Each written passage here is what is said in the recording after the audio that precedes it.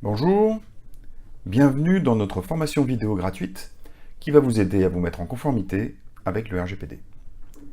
Attaquons le premier de nos 6 modules dédiés à la désignation du délégué à la protection des données.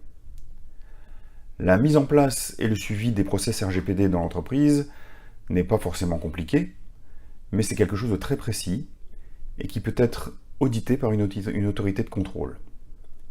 C'est pourquoi je vous conseille fortement de désigner un responsable pour piloter la gestion des données personnelles de la structure. C'est lui ou elle qui exercera une mission d'information, de conseil et de contrôle en interne. Ce sera votre délégué à la protection des données, également appelé DPO, Data Protection Officer. Même si la structure n'est pas forcément dans l'obligation de désigner un DPO, il est fortement recommandé de désigner une personne en interne ou disposant de relais en interne qui s'assurera de la mise en conformité au règlement européen. C'est ce DPO qui va pour vous comprendre et respecter les obligations du règlement, dialoguer avec les autorités de protection et réduire les risques de contentieux. Il y a malgré tout quelques cas dans lesquels la désignation d'un DPO est obligatoire.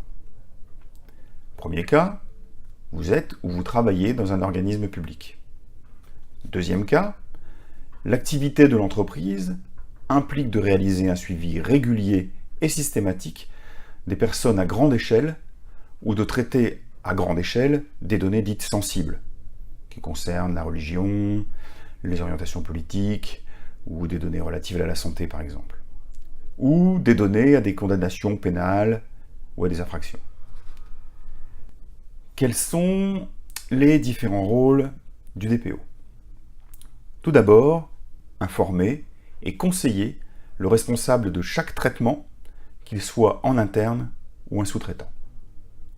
Ensuite, il doit également contrôler le respect du règlement européen et du droit national en matière de protection des données.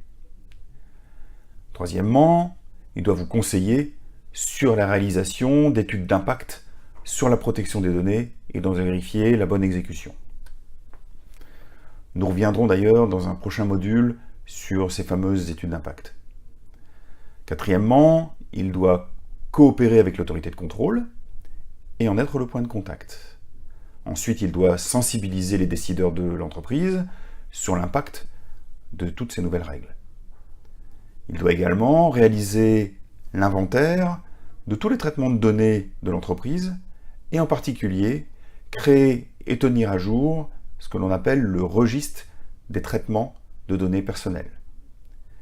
Ce point d'ailleurs fera également l'objet d'un prochain module. Il doit également mettre en place ou assister à la mise en place des process RGPD dans l'entreprise. On en parlera également plus précisément dans un prochain module. Et enfin, il devra piloter la conformité dans la durée et documenter toute la politique RGPD de l'entreprise, c'est-à-dire compiler tous les documents et toutes les procédures RGPD de façon à pouvoir démontrer que l'entreprise fait bien tout ce qu'il faut et tout ce que ce nouveau règlement exige. On en parlera un petit peu plus précisément dans un prochain module aussi. J'espère que ce premier module vous aura été utile.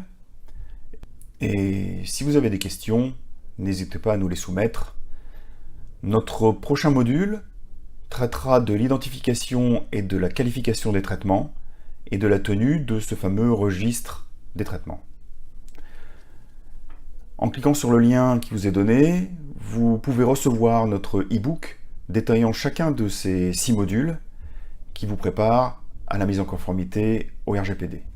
Alors n'hésitez pas, cliquez sur le lien et vous pourrez commander ce fameux guide. Merci.